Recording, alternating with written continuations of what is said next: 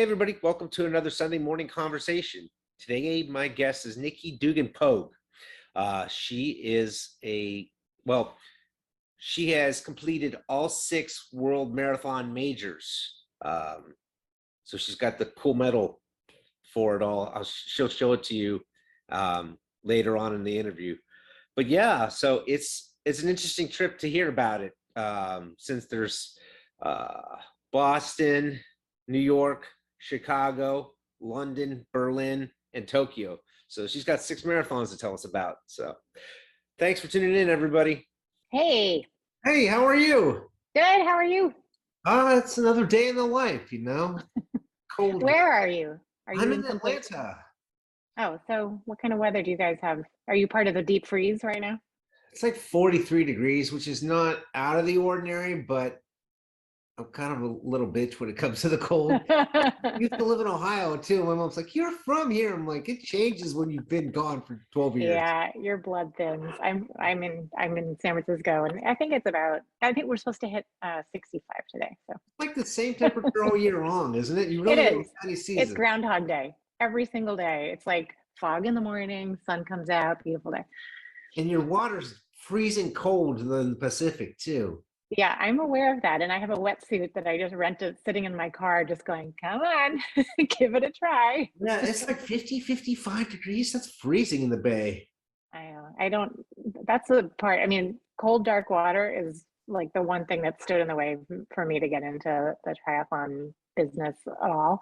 I used to live in Hawaii where like you could see to the bottom, no wetsuit required. I mean, it was heaven. But here I'm like, I can't see anything and I can't feel my face.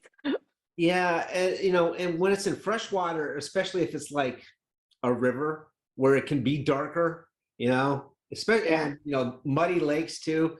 So I can get that. There's no sharks in muddy lakes though. There's that. Not true. So in Florida, any body of water that's a fresh body of fresh water has sharks in it. Oh, because you have bull sharks down there, Yeah, it's the right? bull sharks. Yeah, Everything in Florida is connected through canals, so they can right. get pretty much anywhere. One more reason not to live in Florida. Yeah. So No diss on Florida people. So. So you've done all 6 world majors.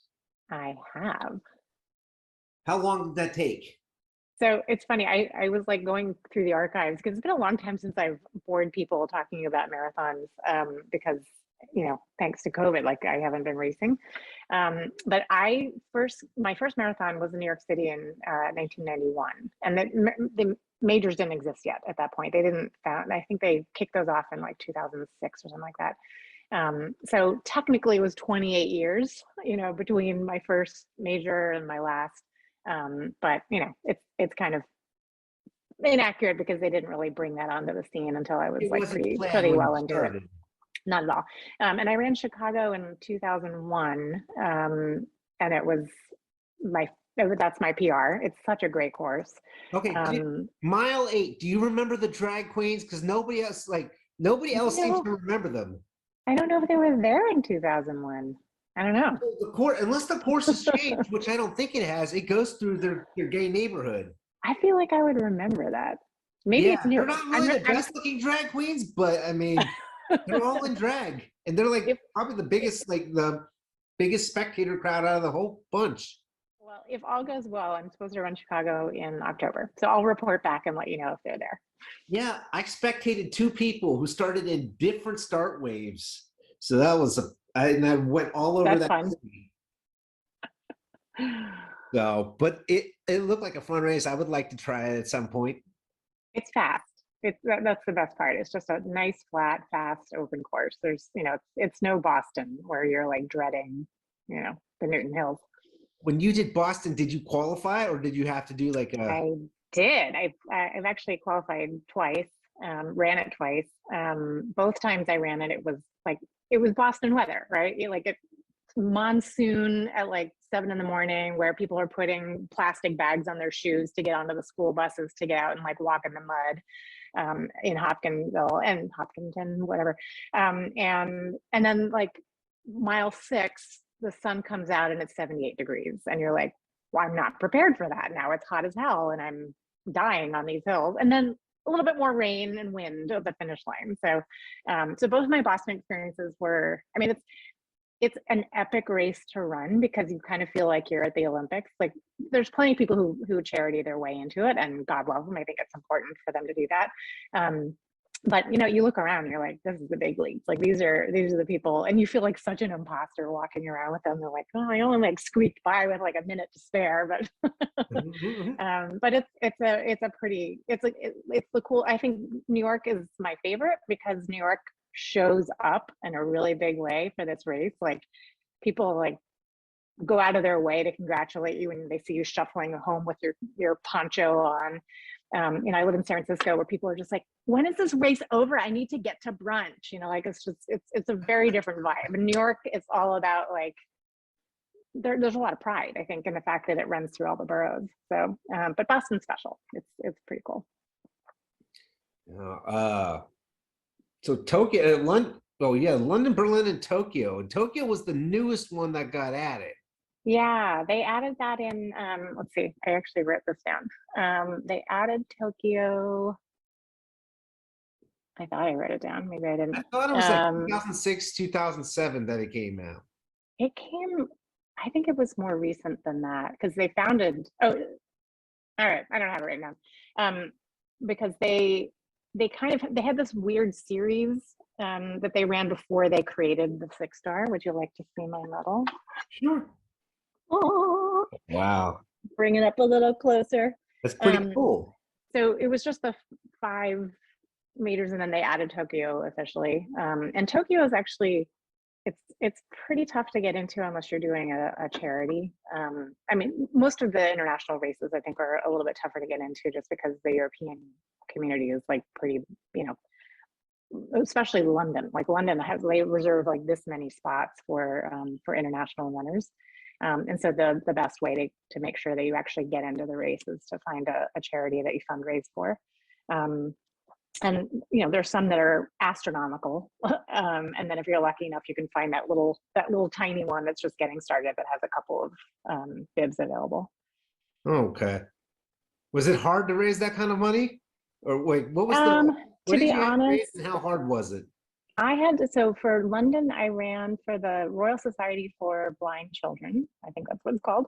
And their threshold was not huge. I think it was like $1,800 or something like that in the end. And I panhandled a little bit with my family. But honestly, just kind of, I figured I paid it basically as like the cost of admission because I hate fundraising. And then for Tokyo it was similar. It was like maybe $1,200. And I honestly can't even remember the charity because they were a little bit less involved with this. Like the Royal Society for Blind Children had a Facebook group, and they did a little bit of camaraderie, and there was a party afterwards where they had massage tables and swag and food and stuff like that. So the Tokyo race was just a little bit more, like here's a sticker when you picked up your bag. So the Tokyo race, how did people speak English there a lot? I mean, I know there's going to be some do, but I would see that out of the 6 countries, that would be the one that speaks English the least. I mean, I never felt like it was a challenge. I never really ran into trouble. It's very well organized. It's a super well organized city, with the one exception being that at the start, there's sort of like 2 levels at the start, and all of the porta potties are down below. And when I say all the porta potties, like the very few porta potties that they have, and everybody likes to like hit the john before they get out on the course. And I mean, I couldn't get over the number of people that were standing in line. They just didn't, the ratio was off. They just completely miscounted because it's a small space, and so they don't really have capacity for a lot of porta potties. And I think the line snaked around like 8 times. And I looked at my watch. I'm like, there's no way I'm going to make it to the start in my corral by the time I, make my way through this line. And so I kind of gave up. I'm like, well, maybe I'll just find a quickie mart on the way, like after the race starts. And there were a fair amount of like English speaking people up in my corral, and some guy was like, oh no, there's like a secret one right there, like just run into that porta potty right there, and it like saved the race for me. But other than that, the city, there's obviously there's Japanese writing everywhere, but in many things are translated. Also, Translate is amazing. Google Translate. Like I went to the night before the race. I wanted to, get my pasta, and I went to, and I was alone. Unfortunately, my family, it was like timed terribly with the school year, so my crew was not available to come with me, so I had to like hang out in Tokyo by myself. And I ran and grabbed pasta in a place. The guy did not speak English. I couldn't read the menu. Menus often have like pictures on them because they know that, they have tourists there who don't speak Japanese. But I, like literally just like showed him my phone in his face and he would read it and then he would like type back. And so we just kind of figured it out. That's just like, that's sort of the beauty of being in one of these like bigger cities. Like most people are pretty generous, in helping you figure out how things work. So it was never an issue. I mean, even like riding the trains, like their transit Riding the systems train are here is an remarkable. issue. Riding a train here is an issue. A nightmare. I know, like New York City, like you get out and you're like, where am I? Like, what direction do I go in? You have to walk 2 blocks to figure it out. Atlanta's just straight up, down, east, west, right in the middle. Like that's it. We're all horrible with trains. Well, Tokyo, like if you use Google Maps, each exit in the subway system, which is, there's like probably like 12 ways to get out for each station. Each one has a number. And so it like corresponds. And so you never get lost. It's amazing. I was worried that I would just be like bumbling around Tokyo, not knowing where the hell I was, but technology makes it a lot easier. So. Yeah. And I know Japanese trains have like, what's the word I'm looking for? They're known for being perfectly on time. Yes, everything is very organized. I never experienced Marta. Yeah, I know. I never experienced the rush hour like sardine situation, which I think like the sense of personal space in Japan is very different from like even a New York City subway, where you can kind of like jam in there and like wiggle up to somebody. But they like literally have people who just like shove and like pack you in. And thankfully, I was not there during a weekday where that had to happen. So. Speaking of experiences, have you ever been here for the Peachtree Road Race? I have not. It's been on my list. I would love to do it. I've heard enough about like who's there's a commentator for NPR who runs it every year. I think it's Mary Louise Kelly, and she like ran it with her dad like every year for like he like forced her to put her shoes on every year to like go out and do it. And I was listening to her do her reminiscing about it, and I was like, I should probably like try it someday. It's kind of like that in the Falmouth Road Race. Like I think you just have to like check them off at some point. There's just, I've done it twice. I'm not that interested in it, doing it every year because it's hot as hell. And it's July 4th in the deep South. It's not going to get much worse than that. But and right? It feels like that. It's 7 in the morning sometimes. So, yeah. But it's like, okay, I've done it twice, but it's 60,000 people. It's so huge that this is like the most, I was making fun of my train system here. That's the day that it gets used the most. Yeah. I'm sure you're waiting in line a good long time. Yeah, because you will park and they have towards the end of the lines, they have their free, a lot of those have free lots for the day or whatever. So people will park there, come in, then go up to the start line, from all over. Yeah. Or either that, or they'll come straight from the airport, like hotels. Right. So, but it's an experience. And I ran in the seated in the A wave. So I was the first wave both times. And it's different when you're out there before nobody else is there versus the last one's going. So those where you're playing like you're swimming upstream to like get past people, bob and weave. Yeah. If you decide you're going to do it that year, join the Atlanta Track Club. It's like $35. Oh, really?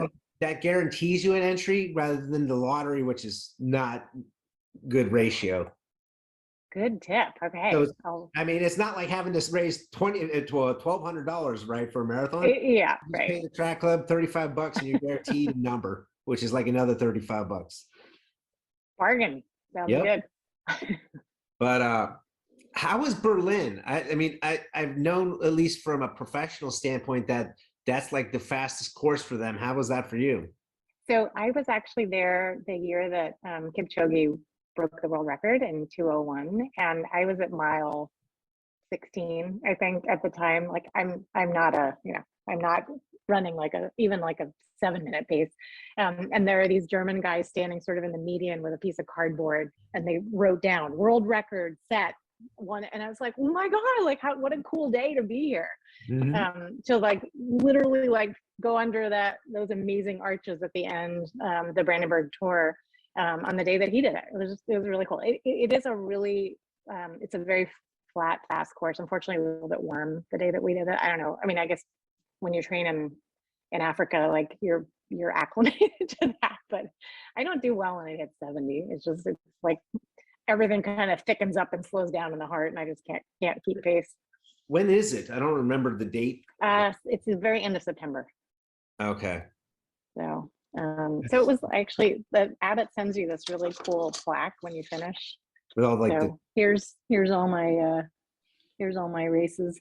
So you can see, let's see, Berlin, I did 2:26, which is my second slowest.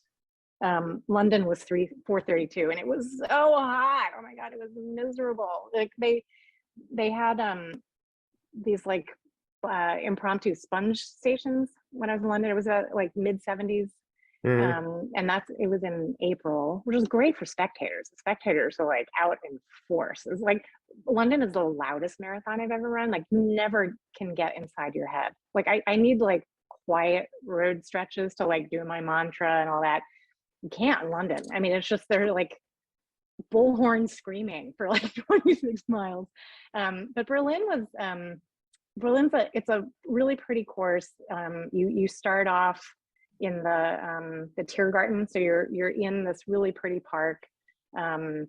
It's very well organized, and you're running past like history. It has sort of like I don't know, like a Washington D.C. sort of feel to it. You're running past like really cool monuments, and then you finish under the Brandenburger Tor, which is just, yeah, it's just very cool. And I'm German, so it like had special meaning for me. Nice.